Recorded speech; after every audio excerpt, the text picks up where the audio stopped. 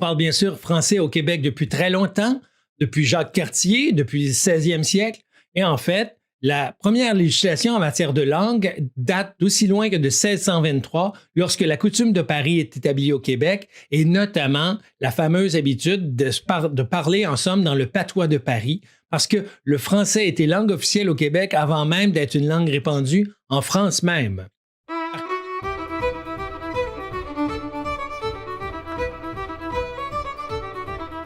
En fin de compte, le français se répand de manière massive, non seulement chez les descendants des Français, mais également chez les Autochtones, chez les Métis, où il va être très longtemps la langue d'usage, bien après même la chute de la Nouvelle-France.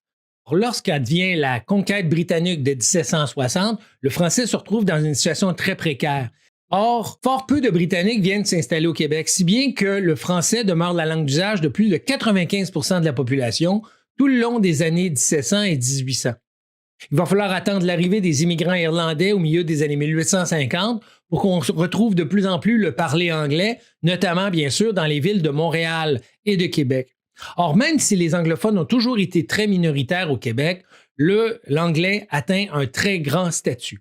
Il devient la langue dominante des affaires, des études, de la recherche. Le visage également commercial du Québec tout entier est alors anglais, alors que la population est massivement francophone. Cela a pu créer un sentiment d'injustice qui va se répercuter par la suite. En 1774, le français est néanmoins reconnu comme langue officielle du Québec par l'Acte de Québec. La Confédération de 1867 reconnaît le pouvoir du Québec en matière linguistique. Il a alors toute liberté de manœuvre pour créer son système d'éducation en français, sa vie culturelle en français, également ses traditions judiciaires en français. Le sort va être cependant beaucoup plus funeste pour les francophones hors Québec. Ceux qui habitent le Nouveau-Brunswick, le Manitoba en particulier, mais aussi la Saskatchewan et l'Ontario, où leurs droits sont brutalement abolis dans certains cas, laissant encore jusqu'à nos jours des communautés francophones hors Québec à l'abandon. Au Québec, en revanche, le fait français est désormais garanti par la Constitution. En revanche, le gouvernement du Québec prendra du temps à s'occuper du visage français du Québec. Longtemps, même au Québec, l'anglais demeure la langue dominante dans les milieux d'affaires, dans la recherche et dans le milieu universitaire. Avec la Révolution tranquille de 1960, un grand vent de changement se lève. Les francophones réclament désormais justice et que leur langue soit reconnue davantage comme la langue officielle des Québécoises et des Québécois et la langue qu'on devrait voir affichée dans les commerces et également la langue parlée par les néo-québécois qui viennent s'installer au Québec. Cela va forcer le gouvernement à une première loi linguistique en 1968. Cette loi-là, cependant, est très mal accueillie par les francophones qui y voient des concessions reconnaissant le caractère bilingue du Québec et le droit surtout des immigrants de choisir la langue dans laquelle ils vont éduquer leurs enfants. Cet enjeu-là est crucial parce qu'à cette époque, le Québec constate qu'au niveau démographique, les francophones de souche n'arriveront bientôt plus à soutenir le français à eux seuls. Ils ont besoin des néo-québécois pour que le français se maintienne vigoureux au Québec. Cette question des droits scolaires va donc être la pomme de discorde tout le long des années 1960 et 70. Ça va se poursuivre en 1974 avec une nouvelle loi linguistique, la loi 22, qui dit en gros deux choses. La première est importante. Le français est désormais la seule langue officielle du Québec. Ce fait-là est garanti par la loi. C'est pour ça que vous avez souvent des communications unilingues en français, tout simplement parce qu'il est convenu depuis 1974 que le français, à lui seul, suffit pour les textes légaux, les textes juridiques, par exemple. La loi 22, en revanche, maintient le droit de choisir l'école pour ses enfants, ainsi que l'affichage dans la langue de son choix. Ce qui fait en sorte que la crise linguistique va se poursuivre. Une date clé dans l'histoire du Québec contemporain est bien sûr 1977 et la proclamation de la Charte de la langue française, mieux connue bien sûr sous le nom de Loi 101. La Loi 101 est éminemment connue tant au Québec qu'à l'extérieur du Québec, notamment à cause de ces deux grandes clauses. La première, que l'affichage extérieur des commerces doit désormais être unilingue en français.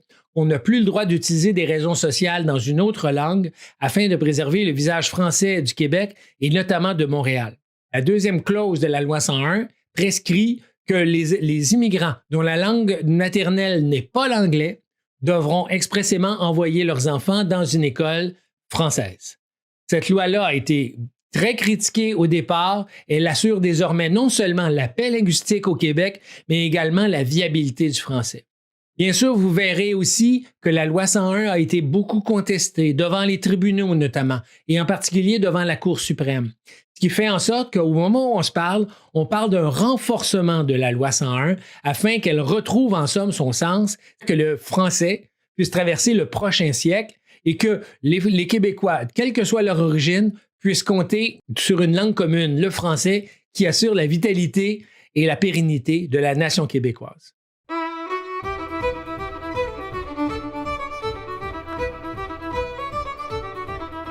Or, comme toutes les grandes langues, le français du Québec se distingue du français, par exemple, antillais, africain ou bien sûr français. C'est une langue, en somme, métissée. On a fini par lui donner le surnom de joual. Le joual, c'est un cheval prononcé à la québécoise. Cette langue québécoise compte d'abord sur un vocabulaire simple. Vous noterez que certains mots ont plusieurs usages. L'anglicisme patente, par exemple, désigne autant un objet, une machine, bref, à peu près n'importe quoi dont on doute à peu près de l'utilité. De la même manière, on va dire une affaire, c'est-à-dire une chose qui nous occupe, une occupation, un passe-temps, une activité en somme indéterminée. Et enfin, un autre mot fourre-tout, un piton.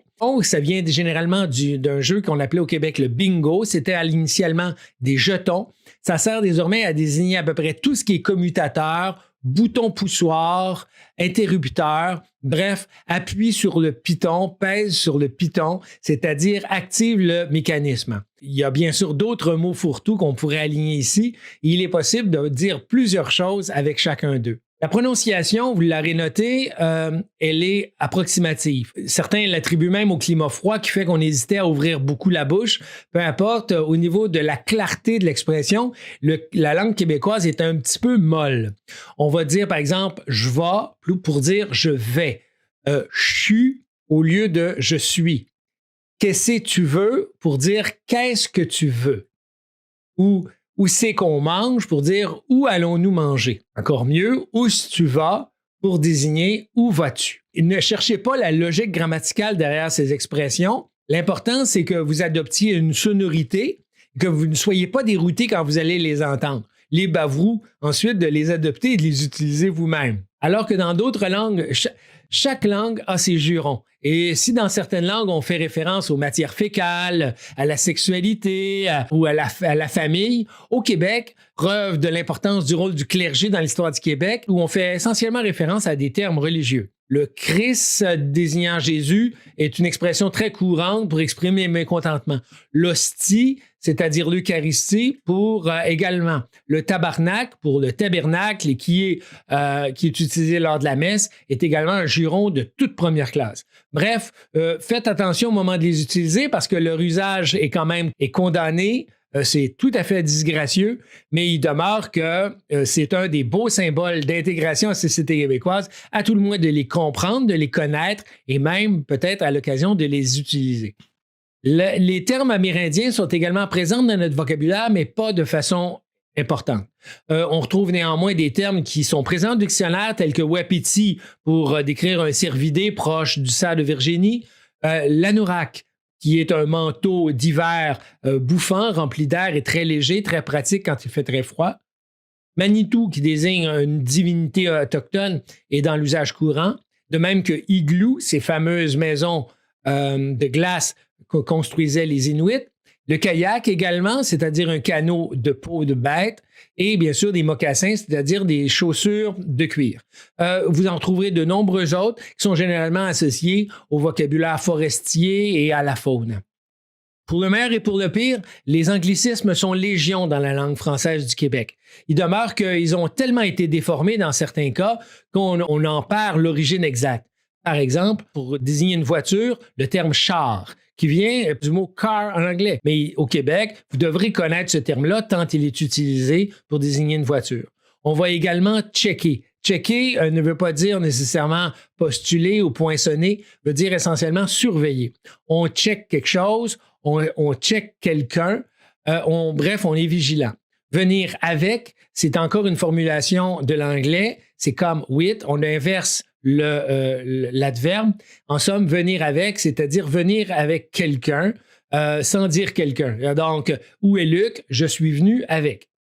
De la même manière, on est cool, je crois que vous le connaissez. De la même manière, on est hot, c'est-à-dire qu'on est à la mode, on est à la page. On mange du junk food, c'est-à-dire qu'on mange de la restauration rapide. Le timing également est important, c'est-à-dire c'est le bon moment.